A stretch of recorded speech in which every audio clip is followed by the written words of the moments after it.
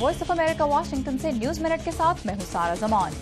اسرائیل کی جانب سے غزہ پر حملوں کا سلسلہ شدت اختیار کرتے ہوئے آج تیسرے روز بھی جاری رہا، جس میں کم از کم 11 فلسطینی ہلاک ہو گئے۔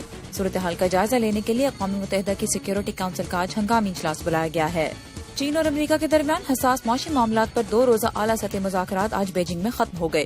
دوسری جانب امریکی ادارہ برائے داخلی سیکیورٹی نے اس خبر کی تصدیق کر دی ہے کہ چین کے ہیکرز نے مارچ میں امریکی سرکاری ملازمین سے متعلق حساس معلومات تک رسائی کی کوشش کی تھی۔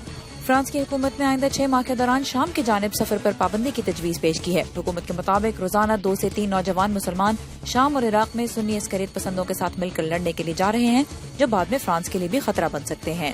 اور ویٹیکن بینک میں کرپشن کا صفایا کرتے ہوئے پوپ فرانسس نے سینئر مینجمنٹ کو برطرف کر دیا ہے۔